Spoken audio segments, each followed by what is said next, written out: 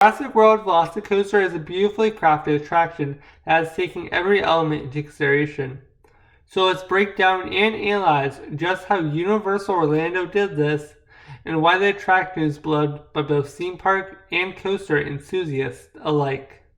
The first of these elements is something that you'll encounter before you even enter the queue itself. This is the overall atmosphere and kinetic energy that the ride adds to the park and land as a whole. For instance, when facing the lake, you'll discover several impressive and intense coaster elements that make up for a visually impressive scene. In addition to this, when facing the Jurassic Park land, you'll discover that the roller coaster has to incorporate itself into a newly built and beautifully themed Velocicoaster exhibit. I love how you're able to see this from inside the Jurassic Park land. This is different from Hagrid's magical creature motorbike adventure in the Wizarding World of Harry Potter, where while it looks great, the ride doesn't really unveil itself to you until after you step foot inside the queue. Speaking of queues, after you enter the Velocicoaster queue, you'll find just how Universal has really improved upon this element. One of the first things that is different about this roller coaster queue is that you're able to have your phone throughout this queue, even though the ride itself is a high-intensity roller coaster. This is something that we'll tackle later on. Before doing so, let's break down each of these rooms. The first one utilizes the impressive sculpture and lighting effects, accompanied by a few TVs that help further build upon the story while also keeping the guests engaged while they wait in line. The second of these rooms utilizes windows as well as transparent screens in which you watch the real-world roller coaster zoom by you, accompanied by fictional velocicoasters that look realistic and chase after the ride vehicle, and several pre-programmed transition screens that alternate between each ride vehicle. From this room, you will then deposit into another one that deals with Jurassic Park artifacts set up in lockers, as well as a video which displays one of the characters in the Jurassic World franchise. This character helps further build upon the story. After making your way through this room, you will then find yourself surrounded by a few highly realistic animatronic velociraptors. Ones that are so realistic that they even snort out air, smell, and shake and rattle in their containment area.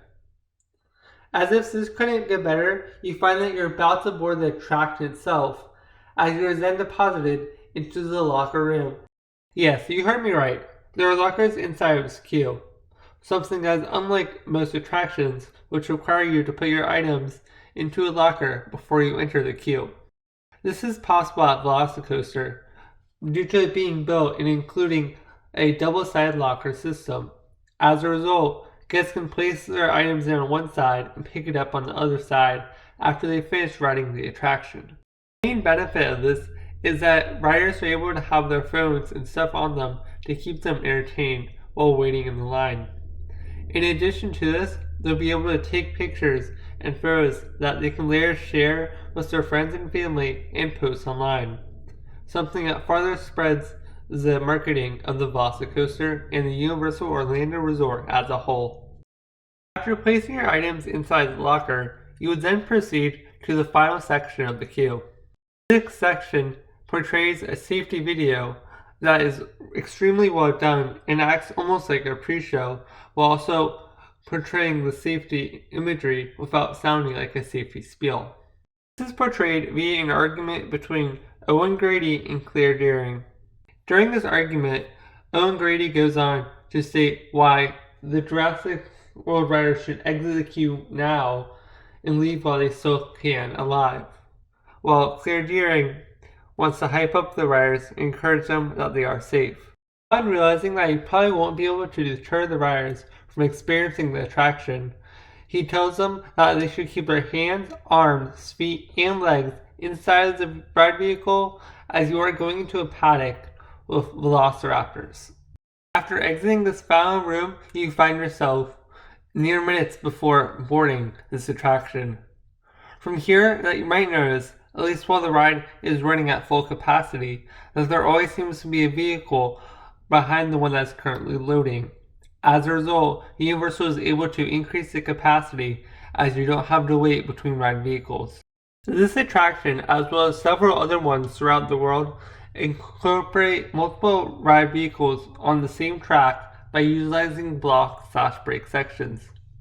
These include launches, lifts, as well as load and unload areas.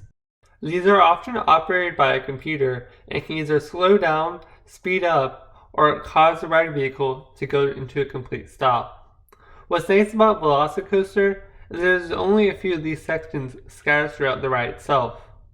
These include the launch area after you exit the loading area, the second launch, and then the brake areas between finishing the ride and going into the load station.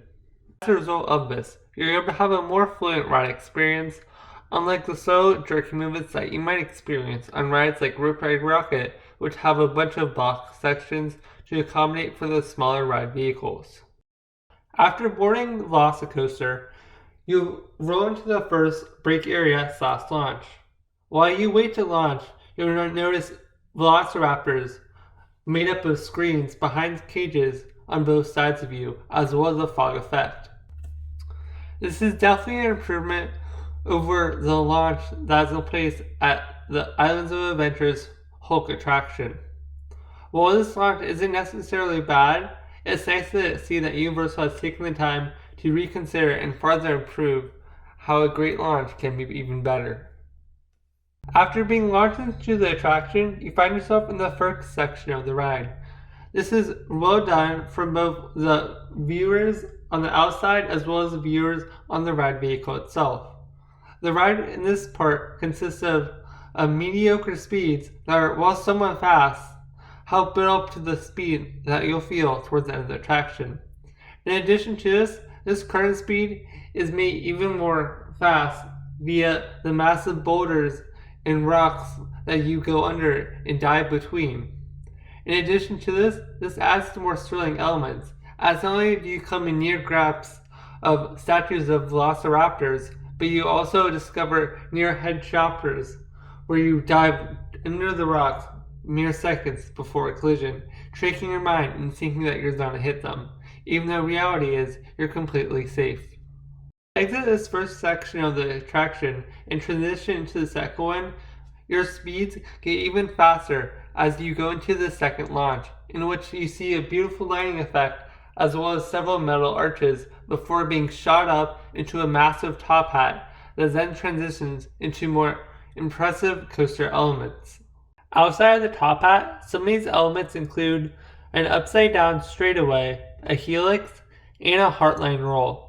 As a result of these elements, as well as the previous section of the roller coaster, Jurassic World Velocicoaster does a fantastic job of mixing the two together to form a thrilling ride that also incorporates themed elements as well, something that you don't typically get on a fast roller coaster.